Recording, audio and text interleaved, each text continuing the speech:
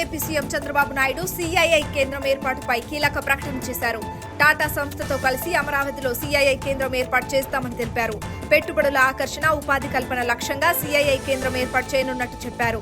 శిక్షణ, సలహా సేవలతో పరిశ్రమల్లో పోటీతత్వం నెలకొల్పుతామన్నారు. భారత్ 2047 విజన్ మేరకు ముందుకు సాగుతామన్నారు.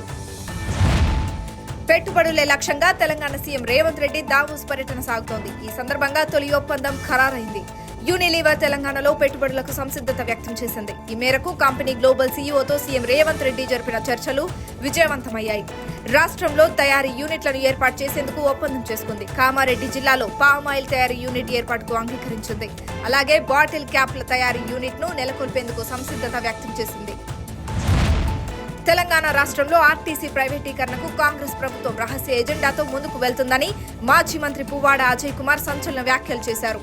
ప్రైవేటీకరణ యత్నాలను బీఆర్ఎస్ పార్టీ తీవ్రంగా ఖండిస్తుందని ఆయన స్పష్టం చేశారు. తెలంగాణ భవన్లో మాజీ మంత్రి పువ్వాడ అజయ్ కుమార్ మీడియాతో మాట్లాడారు. ప్రైవేటీకరణ నిర్ణయం ఆర్టీసీ ఉద్యోగులకు పెద్ద గొడ్డలి పెట్టు లాంటి సమస్య అని దీన్ని తీవ్రంగా వ్యతిరేకిస్తున్నామన్నారు.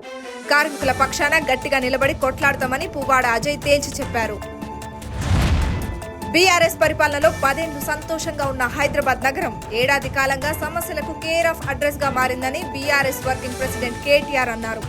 రాజధాని వాసుల కష్టాలు తీర్చే వరకు బీఆర్ఎస్ ఎమ్మెల్యేలు ఈ ప్రభుత్వాన్ని వదిలిపెట్టరు అని కేటీఆర్ తేల్చి చెప్పారు.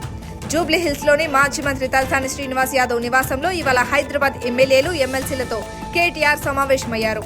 ప్రజా సమస్యలే ప్రధాన ఎజెండాగా చర్చించారు.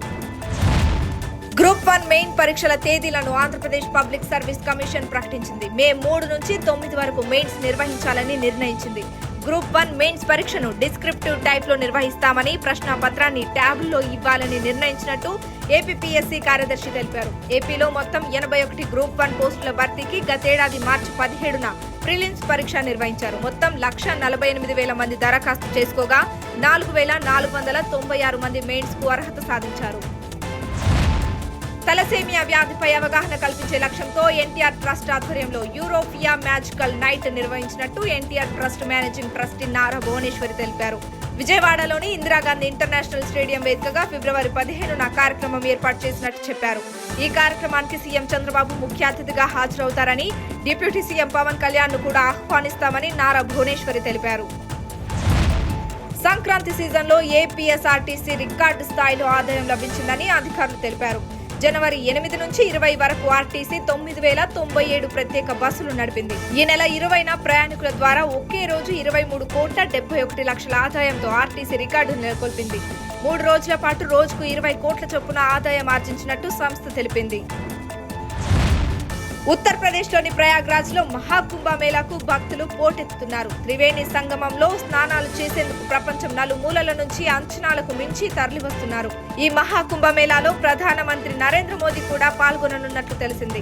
ఫిబ్రవరి 5వ తేదీన ప్రధాని ప్రయాగ్రాజ్ కు వెళ్లనున్నట్లు సంబంధిత వర్గాలు తెలిపాయి. అదేవిధంగా రాష్ట్రపతి ద్రౌపది ముర్ము సైతం మహాకుంభాను సందర్శించే అవకాశం ఉందని సమాచారం.